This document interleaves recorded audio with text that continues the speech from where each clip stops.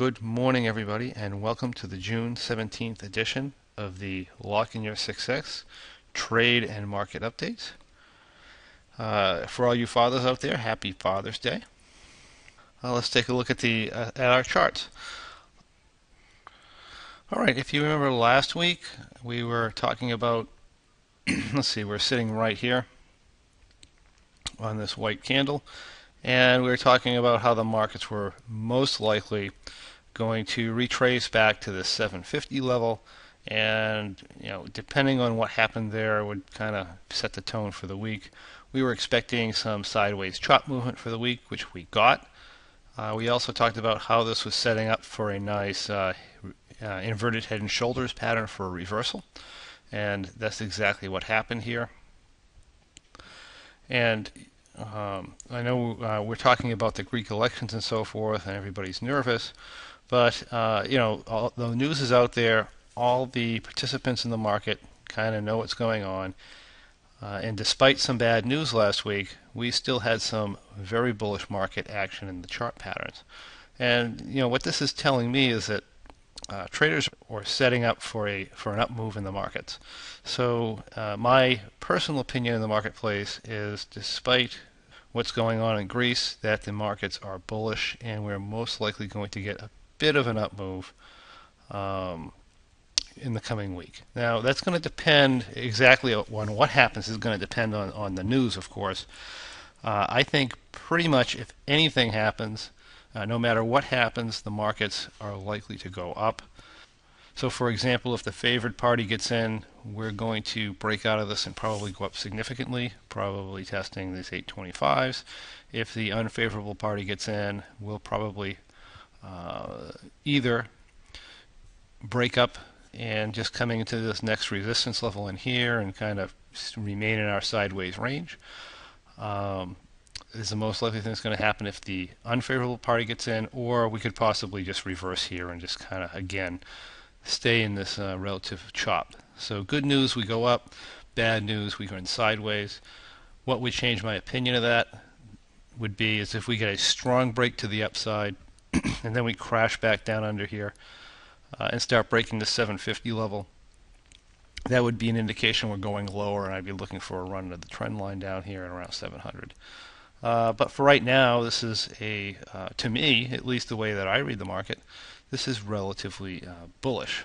And like I said, the market participants know as much about the situation as we do. Apparently, they don't see it as a threat. Okay, the SPX, we had the same situation here. Here's our inverted head and shoulders, and we actually broke and confirmed. But given the uncertainty and so forth, this I wouldn't call this necessarily a valid confirmation for two reasons. One is because it wasn't a very large break; it was not a high volume break, and also it was coming into this bigger resistance channel here, or this resistance zone. So, that being said, I don't consider this a confirmation. Again, with technical analysis, everything is a bit of a range, and we're still in the range of the neckline. And like I said, we haven't had that volume confirmation. As far as the NDX goes, we are sitting in the same thing. Here's our head and shoulders reversal pattern. And on the Dow, we had another similar situation where we did have the break of the neckline, low volume, into a resistance zone. So this is probably the most bullish looking of the indices right now to me. Like I said, as of right now, this isn't confirmation. This is just indecision so far. We shall see what happens on Monday. I think the markets are favoring an up move, and at the worst, sideways chop. Like I said, the only situation where I would expect a further down move than the lows of this head would be if we had a breakout to the upside and it failed. Then that's going to be very bearish, and then we'd be looking for our next support level. So that's my opinion of the marketplace. Let's take a look at our trades. Here is our M3 position for July. As of right now, we're pretty much in the same situation we were earlier in the week. We may be down $100 on the 6 lot, which is really nothing. With the continued up move, if we break out then we may go back to around break even before things settle in.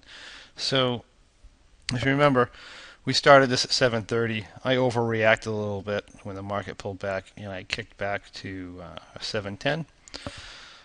The market, that was right at the market bottom, and the market reversed pretty hard on us. So, I'm going to be looking at rolling this up if we do get the expected continued up move. The best thing that that could happen for us here, positioned this way, would be a large market move in either direction. So if we get a large market move down, by large I mean 30 to 50 points, then it sets us back into here, and this trade will be looking really nice. You'll see this T plus 0 line will pop up quite a bit.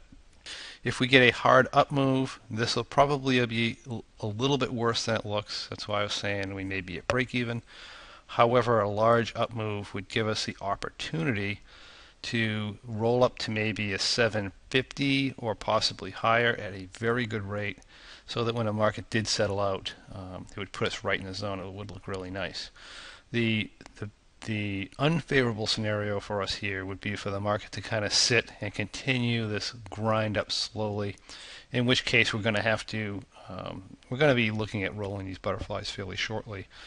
But when we do roll them, we're not going to get favorable rates anymore for the 750. So, what that means is that if the market kind of sits and grinds around for a while, I roll up and pay out more than I want to for the 750s, and then it takes off, then that's an issue where we're going to lose more money than we'd like to lose.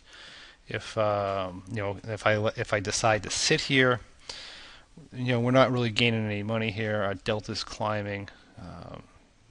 Over time, as time goes by, and our negative theta and positive volatility levels are cranking in. So that's eventually going to be a problem for us. So so that would be the worst case scenario, because it may force us into doing something we don't necessarily want to do. But that's the way trading goes sometimes. So either way, I'm hoping for I think the best case scenario here is for a very sharp move up into this area here, and then we can roll up really cheaply into this range, and when it backs off, it'll be good. But we can't tell the market what to do. Anyway, this is the position. It looks perfectly fine, and it's going well. Let's take a look at the bearish butterfly. Here is the July bearish butterfly. With the very, very slow market movement we have over the last 4 months, this trade has been really boring as it gets, really. Usually, on a typical year, you might see 1 month where you are only scaled in 1/3 of your position.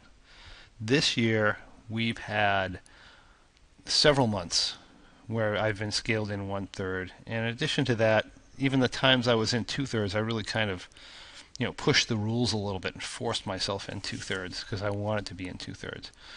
So that in itself is telling me that the market from from February on has been very, very, very dead and abnormally sideways. What that should be telling you is that you don't want to think you're a rock star if you're doing these income trades or these condors and stuff, and you've been making money from February on, because really there's been no reason to lose money. I'd be a little concerned if I was losing money, for sure. So this has been a very, very good time for these type of income trades, because the market really hasn't traveled anywhere significant. So just keep that in mind when you start, if you're thinking of scaling your sizes up because you happen to win February, March, April, May, June. That doesn't necessarily mean a whole lot with the type of market movement we've been having. So be prepared, so when it breaks out, you can do that. And if you scale up, please scale up cautiously. All right, back to our bearish butterfly. Again, we're in 1/3. Market pulled down into here somewhere, and now the market bounced. Really, the add point here is 790. I don't know if we're going to get up over that or not, but if we do, we will start to add the position in.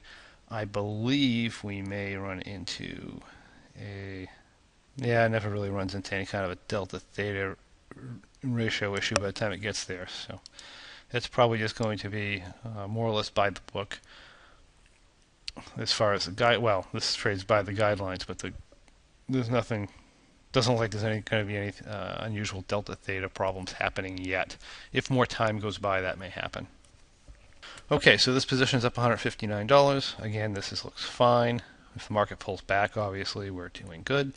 If the market, hopefully the market actually shoots up a little bit, we can get scaled in at least to 2/3 would be nice. And that's about it for the update. So I would like to see a little bit of excitement in the markets.